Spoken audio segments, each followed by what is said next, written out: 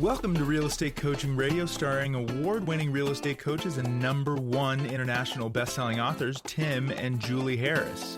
This is the #1 daily radio show for realtors looking for a no BS, authentic, real-time coaching experience. What's really working in today's market, how to generate more leads, make more money, and have more time for what you love in your life. And now your hosts, Tim and Julie Harris. Welcome back. Today we are talking again about how to find a home for your buyers, how to find inventory that is really not in the MLS. Obviously, the MLS is your first line of defense, but we are giving you lots of great ideas on how to find other homes that are also going to be for sale. We do dust this podcast content off for this particular topic probably about every 90 days and update it and, evolve it as our coaching clients use this information, and they then put their own little twists on it and make our ideas better. So this is the latest iteration of all the ideas. Now, here's the challenge Julie and I have. Yesterday we did the podcast on this very topic, and today we've got as many points as you like. I don't know exactly. I don't even know how many points are here, and there are too many, and we're not going to be able to get through all these because we only have a half hour. So here's what we're going to do. We are going to post all of these ideas, all these really drilled down ideas in our newsletter. They're not going to be down below in the show description because iTunes and all the rest of it have clipped the amount of space we have. We used to put all of our notes down below, as you guys know, and they won't let us do it anymore. So what you have to do now is just go to harrisrealestatedaily.com and subscribe to the newsletter. Again, it's harrisrealestatedaily.com. The link to join the newsletter is down below, or you can just go to harrisrealestatedaily.com and subscribe, and that is where you'll find all of these notes. You definitely want to have these notes, and I'm going to give you the biggest reason why. We shared with you yesterday the 3 benefits to having all these notes, but really at this point, hopefully all of you are paying attention to the fact that within a matter of months, you're going to have to start being able to present to a buyer why the buyer would want to work with you exclusively. In other words, you're going to have to compete for that buyer. The buyer's going to have to sign an exclusive contract with you. The buyer's going to have to see the value in wanting to have you as their exclusive buyer's agent. Unlike before, there's no just automatic entitlement to a commission on the buyer agent side, there has been for really 30 years. Those days are over. Now you're going to have to compete for the buyers, just as listing agents have been having to compete for their sellers since day one. So what do? You're going to have some unique selling propositions. You're going to have to be able to clearly explain the value that you represent, why that buyer would want to work exclusively with you. The notes from today's show and yesterday's show are going to be a great starting point, along with all the information we give you in Premier Coaching, because you can use these notes to show to your buyer exactly, or this prospective buyer, why they'd want to work exclusively with you, and they're going to be blown away when they realize all the extra things you're going to be doing to help them find a home other than what everyone else is doing, which is just looking in the MLS, which, let's be honest, they can do themselves. Exactly. You should literally look at this as your checklist. My private coaching clients have this as their checklist, and their accountability is, so you've got these 5 buyers, they're all they're all pre-approved or they're cash.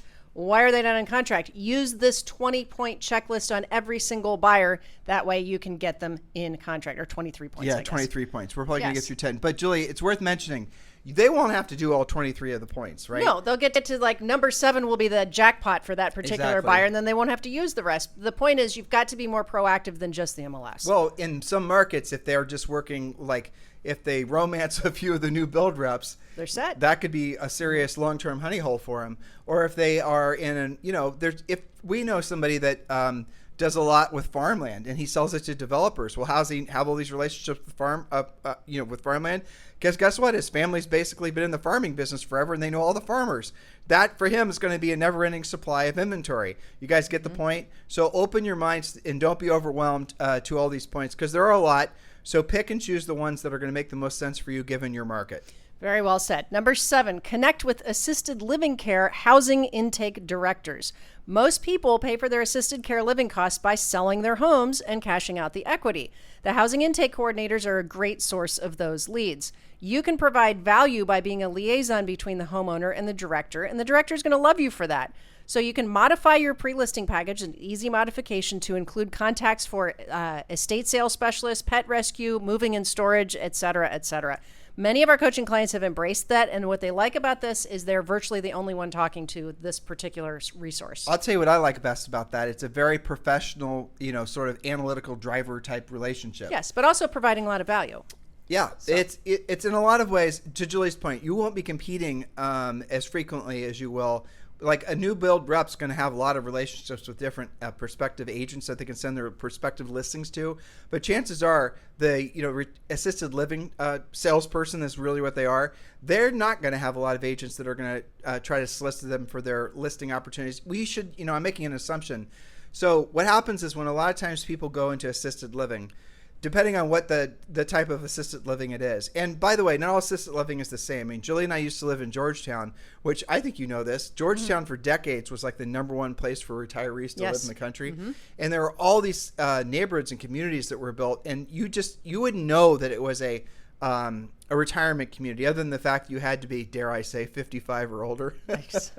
Yeah. So, but no kids, the point being. And so this, you'd drive through and there'd just be a lot of nice houses. And then you go into the neighborhood even further, and then you'd see there were a lot of, condos, and you go even further, then okay, so what was happening? People would move into the communities. They start out with a house, and then they might move to a, condo, a little bit smaller, easier to take care of, where they could start opting in for some, maybe somebody comes in once a week and cleans the house, or just different levels of healthcare.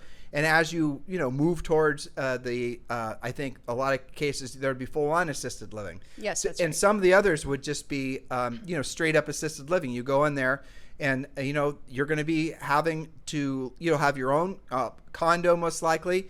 You're going to have your own, you could have pets, the whole thing, but there's going to be probably a nurse that's going to come by on a regular basis. So how does it work? When you meet with these guys initially, the salespeople, they're going to find out what your assets are, because these places are really expensive.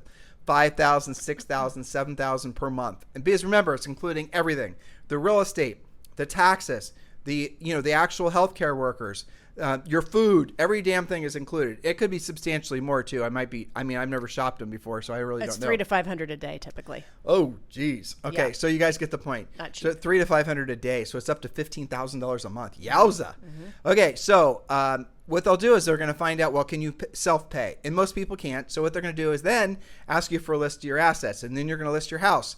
And then they're going to say, well, you can do one of two things. You can sell the house yourself, or you can essentially give us the house as part of the transaction, and then they'll sell the house. The assisted living places don't want the house.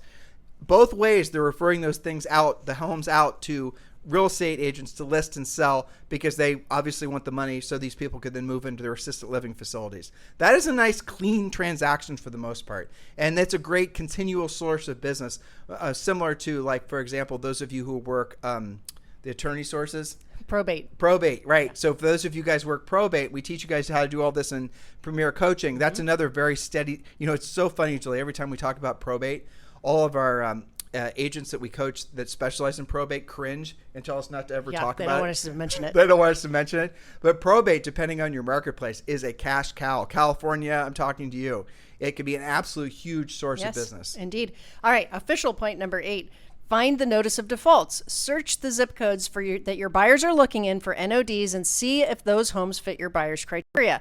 These are not usually yet listed, but they are usually motivated. There's lots of sources for NODs. A lot of people think that there aren't any right now. There aren't as many as there are, when there's a downturn, but that doesn't mean there's zero.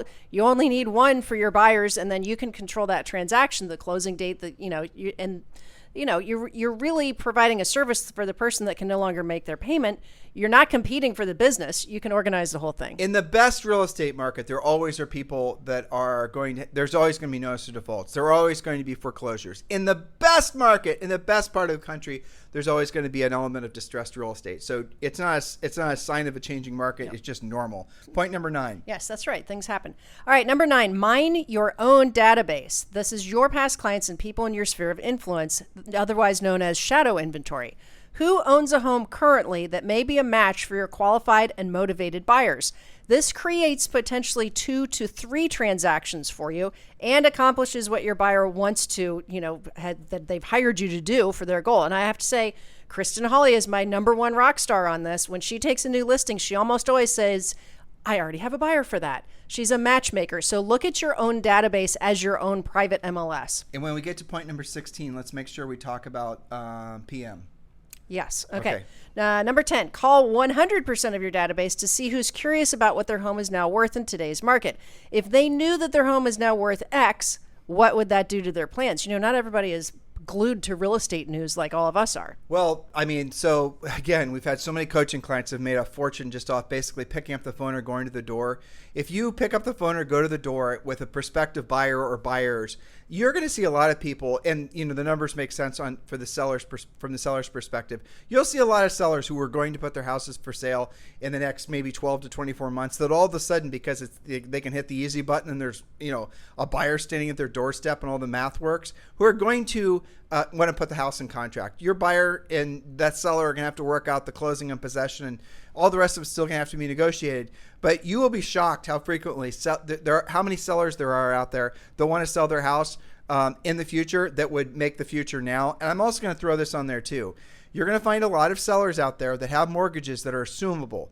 An assumable mortgage it's called assumable with release. Write that down. If you've not been in the real estate business for a long time, you don't know what I'm talking about. So there's assumable with release, which means that that seller can sell the house to your buyer, and the buyer can assume that seller's mortgage. So if the mortgage is at 3%, the buyer can essentially walk in and assume the seller's mortgage with release. In other words, they have to qualify. Now, is it the same level of qualification if the buyer were a new buyer purchasing the home? It's similar, but it's not as tough. Do the banks like to do these?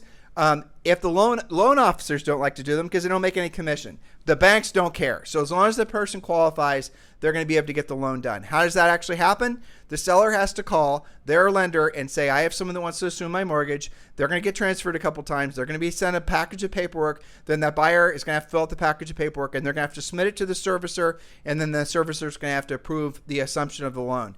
I have not seen or know of any mortgages nowadays that are not assumable with release. There are probably some out there. So the question then is, well, the seller's got a bunch of equity in the house. What happens to the equity? Well, the buyer would have to come up with that equity in cash, or in some cases, maybe the seller's willing to take, let's say, for example, they have $500,000 in equity. The buyer's only got $100,000. It's possible, not likely, but it's possible that seller might be willing to take $400,000 as a second mortgage, with the buyer putting down $100,000, and the bank will still do the the assumable with release, because the bank is essentially still has someone on the line, and the seller with their equity becomes a second mortgage holder. This is kind of advanced coaching stuff, but the moral of the story is if you know now how to essentially have your buyer assume a mortgage that's at a super low interest rate, don't you think just knowing how to have this conversation with fluidity is going to give you an unbelievable advantage when you're competing for those prospective buyers to be your exclusive buyers? In other words, when you're talking to a buyer and you're explaining to them how they might be able to assume a mortgage at 3%, and none of the other buyer agents that they're talking to even have any clue what I'm talking about, don't you think that's going to give you an unfair advantage in the marketplace? That's called skills. Welcome to the new market. It's called articulating your value, isn't it?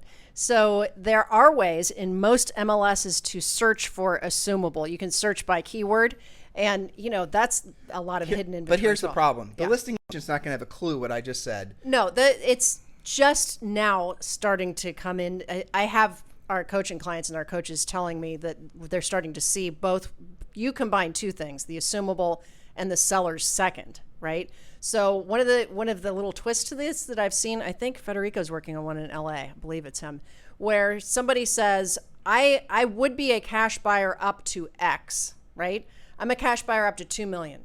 They fall in love with a house that's $2.5 million. They're not going to maybe even qualify for a $500,000 mortgage, or maybe they don't want to go through the hassle. But the seller is sitting on a huge mountain of equity.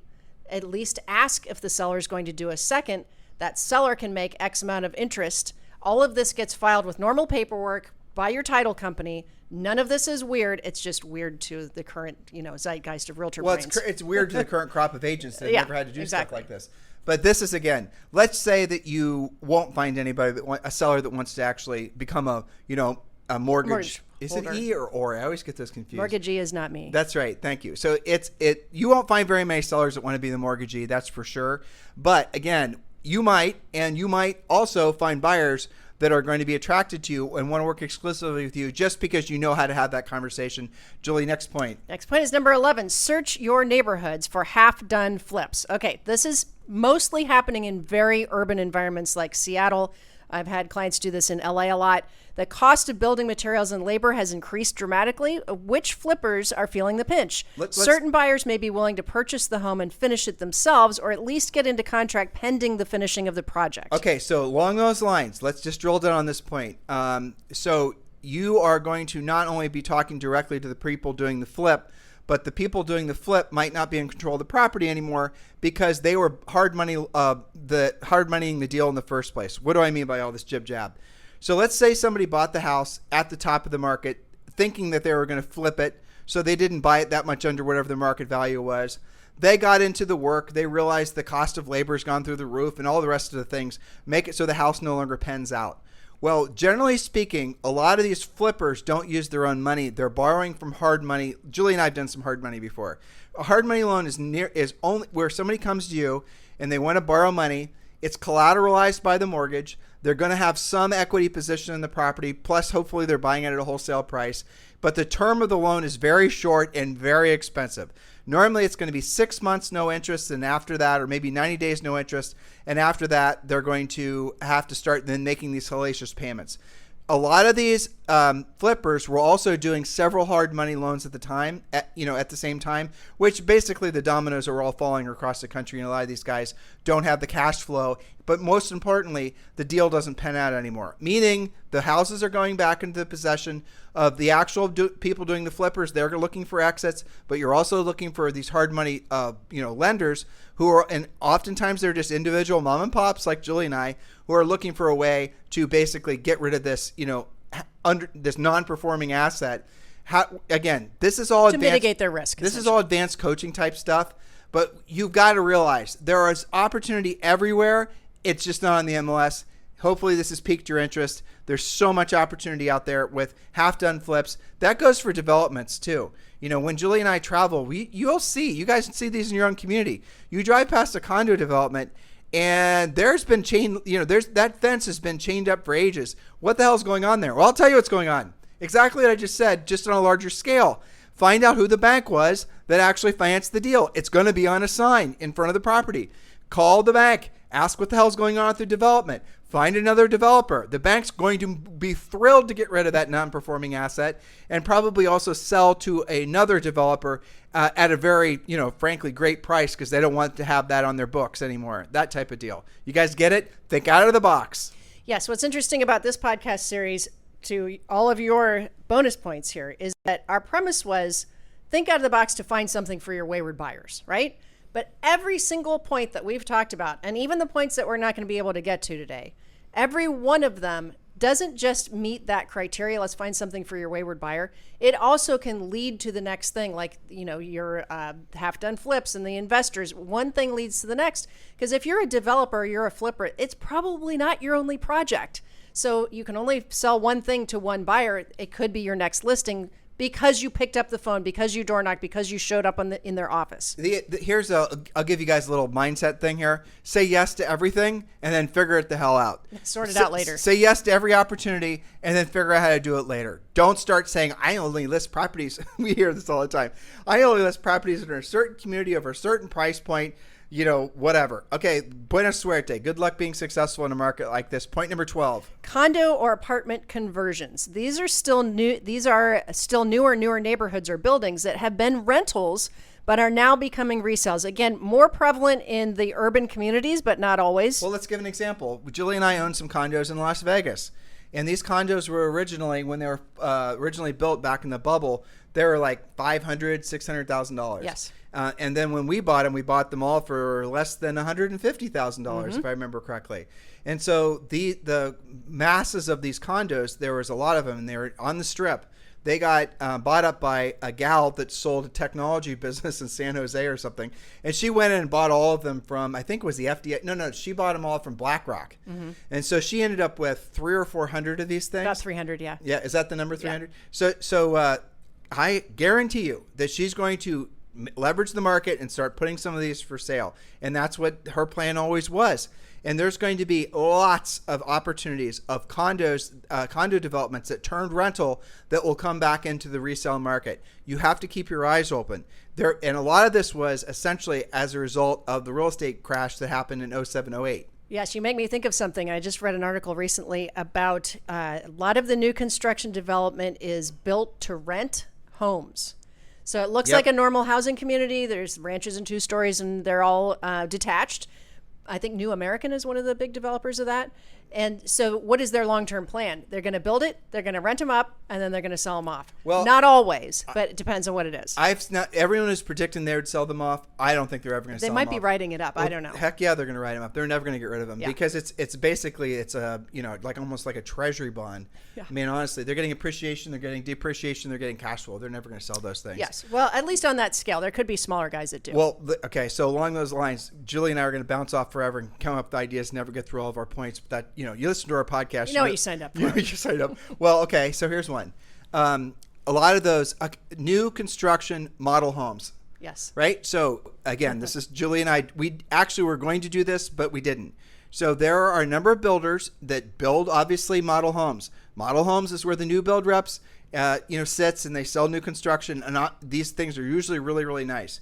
The developers don't want to own those homes, and they'll sell them to prospective investors, and you can get a really kick-ass price. And then they lease them back to you while they're building out that community, and then they build another one, they build another one. How many of the model homes in your particular neighborhood, in your overall community, are actually softly for sale or will be for sale soon? Or D.R. Horton's building a new subdivision 20 minutes from your office, and they're about to basically build a bunch of model homes. Maybe you figure out a way to put one of your buyers in contract on one of those. You're going to get paid. You guys get the whole point. Think out of the box. And you're helping the developer too, because they want to get the next round of their construction loan, released to them. And that's based on how many sales they have on the original project, right? Plus, you're buying a really decked out house with probably every amenity that you can get. Well, along those lines too, is one of the things you and I used to do, and we stumbled into this, is we'll look for small builders, guys that build like 1 or 2 homes per year, but they're expensive. And they don't usually list. They're trying to basically find a buyer and, the whole thing. And they take forever to build them. Yep. We would look for those, and you and I did incredibly well, especially in the very expensive properties that way. Love that business. All right. Well, we would be remiss if we didn't mention number 13, expired listings. Recent expireds and older expireds. You probably can get them their price in today's market. Offer to provide a new comparative market analysis and see what that does to their plans. Again, here's a situation where it's not actively in the MLS. You are not going to be competing, and you're having a bonus situation where you turn that expired seller into your next buyer. I'm going to add to that, expireds and withdrawns. Now, why would they be withdrawn? Listing agents are going to hate me for saying this, but it is true. A lot of times what a listing and a more experienced agent will know is that as soon as their listing shows up in the MLS as being expired, there will be some agents that will try to solicit that freshly expired listing to become their listing. And so what, a lot of listing agents will do is it will never show up expired. It'll show up either withdrawn or temporarily withdrawn. In many MLSs, you can't solicit a withdrawn or temporarily withdrawn listing. It's considered to still be, a listing of that particular listing brokerage. So they will change the status sometimes, to which you're going to have to do a little bit extra homework. And I'll tell you the easy button to figure it out. Go into the MLS, find out when that withdrawn originally got listed, and then let's say you determine that it got listed 180 days ago, 6 months ago. Well, then go to see what that broker's typical listing times are based on the other listings you've seen that they sold in the MLS. And if you notice there's 180 days, chances are they're just playing the game of making it showing up as withdrawn or temporarily withdrawn versus actually a true expired. So why would a listing agent do that? Because the biggest competitor you'll have when you're hunting expired listings is the previous listing agent. That's just a fact. And so you're going to be able to go and have a conversation with that, now actually expired listing, and you might already have a buyer for that. Just proceed lightly, know your MLS rules, obviously don't cross any signs. You might end up having to call the actual listing agent and say, what's the story with this listing? It's showing up withdrawn, but I have heard that it's actually expired, and see what happens. Yes, and there's actually a specific MLS rule. I always have to look this up, so grain of salt, you guys look it up yourselves, that says if I'm an agent and you've got that expired or withdrawn and I call you and ask you what was the date of the expiration and do you have any extensions and what's going on, and you don't call me back, there is a statute of limitations on that. I think it's like after 2 weeks, then you're able to call the seller directly. So that's kind of like a workaround to the rule. Well, I would not do it in a call. I would do it in a writing so that they can't say they never received your message. But yes, I do know what you're talking about. Yep.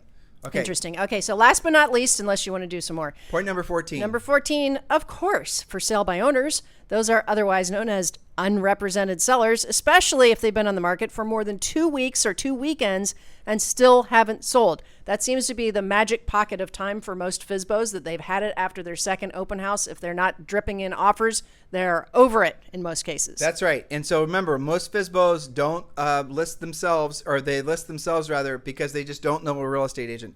Expired agent for sale by owners, we talk about endlessly in Premier Coaching and on this podcast, including scripts. And I do want to get to two more points for okay. sure. Do you want to choose? No, I want to get to 15 and 16. So okay. let's do both. You got it. Absentee owners. Absentee owners. Okay. Don't use that link. Okay. Get the address, make sure it's not already listed, and connect with the owners to see their plan for their property.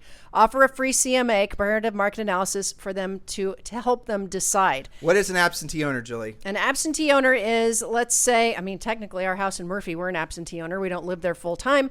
It's an investment property. Places like Phoenix and Vegas are just dripping in absentee owners. A lot of the South has that. An absentee owner is where basically the property tax bill is married and mailed to a different address. So if 123 Elm Street's property tax bill is being mailed, now the problem with that is obviously a lot of people do it digital nowadays, but that's what you can tell. Whether the address where the notifications are sent is not the actual address of the property. That's how a lot of these companies that search out absentee owners, that's the information that they pull from. And you might be in a market where there's tons of absentees. The absentees might be vacation homes for them, might again be, what our next point is talking about short-term rentals. Lots of reasons to hunt absentee owners. I know Julie and I have had coaching clients in Florida in particular where there's just gobs and gobs of absentees, coastal properties, big condo developments, where we've had agents that just all they do, and it's really awesome business because they're not competing for it. Nope. The other agents that are just mailing postcards and all this other crap, the postcards don't get forwarded to where the person actually lives. Nope, you can't door knock them either because they're not there. Exactly. So if you call them, hey, there it is. If you call them, you'll actually find yourself stumbling across a lot of business that it's not going to require you have really, you're not going to necessarily have to compete. So I'm not saying don't have skills, but I'm saying in that particular case, when you call up that absentee owner and you tell them their condo is worth this, where maybe they weren't even paying attention to it, and they're not using it. They thought they were going to be going down there every 2 weeks, but they're not. Turns out the lake property isn't really what they wanted, just, too long for them. Whatever the reason for buying it, maybe not have worked out, so make sure you call them. And this leads right into point number 16. Number 16, vacation rentals, VRBOs. That's vacation rental by owners. Look at the rental history and pursue property owners who own homes in the areas that you or your buyers want to see if they would consider selling. Their phone numbers and email addresses are almost always listed online. Many VRBOs are experiencing new rules that limit their rental options, thus reducing their profitability. That's a big thing both in buildings with condos, as well as certain communities that have said, oh, no, you might have bought that during the pandemic thinking that you're going to VRBO that, weekly. But no, we have this city rule that says you can't do that. For some cities, I think maybe it was Hilton Head. Maybe Jenny told me that it was, I think it's 6 months. There's some communities in California that is 30 days or less. Did they do that in Carmel by the Sea? Yeah, it's 30 days. And now that's, of course, in the golden rectangle. If you're outside of that, you don't have the same. It's in Carmel by the Sea. Yes. It's no rentals for less than 30 days. But in Carmel, which is right around it, it's basically you can do daily rentals. You have to know your actual rules. And there's also instances, I know, like in Long Beach, certain condo, mid-rises, high-rises will have their HOA rules that the HOA has recently said, we don't want any short-term rentals. You're just not going to do it. This is a full-time yearly rental, if rental at all. And then the building next to them will have totally different rules. Well, let's just be honest. If you had to live next door to a VRBO that was being constantly rented out for people that are staying there overnight to have parties, you wouldn't want that either. That sucks for you. Yeah, it just does. And, in condo buildings, a building that's again, coaching here, but if you are trying to get a FHA buyer approved to buy a condo and the percent of owners versus renters, if that percent is too favoring the renters, you're not going to be able to get financing in there. Well, guess what? That also applies to VRBOs. So the reason that a lot of these condo developments in particular and communities in a whole, but condos mostly, don't want short-term rentals is because it really does depreciate the properties because the properties become unfinanceable. So before you think about the socialization of real estate, the reality of it is they're protecting the value of the asset. A lot of people don't think about that because they love the salacious headlines. But I'm going to add to that. So the VRBO thing is a gold mine. How do you find them? Go to VRBO or HomeAway or whatever it is, and then put in the address or put in the areas in which you live, and then just do the generalized search. Any days, any amount of money, and look to see how many show up. And again, don't be shocked when you see how many there are in some of these markets. There are literally thousands. And then Julie, we tell you how to do this in Premier Coaching, but it's not hard. You can go in there and see the rental property history of that VRBO. And many markets, because a lot of people were buying these during the low interest rate COVID environment, there are way too many VRBOs and the math just does not pen out. And a lot of these owners want to put them for sale. They're not local. It's a pain in the ass for them to put them for sale. Maybe they're still holding on to the fantasy that they're going to short-term rental this thing. You guys remember when that was a big trend in real estate? All these, millennials on Instagram talking about how they're billionaires from owning an army of VRBOs. They would rent a VRBO and then they would essentially rent it for more. All these or they do a year-long lease on a property and then they short-term rent it. Sublease it. Yeah. Whatever happened to all of those folks and all those stories on Instagram?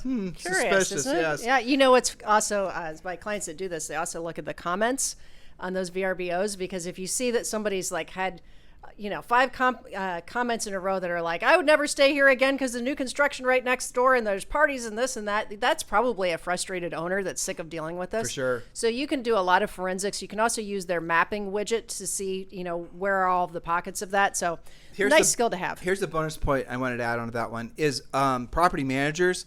Again, property managers are going to be you'll say, well, why would they want to list it with me or refer me to the listing?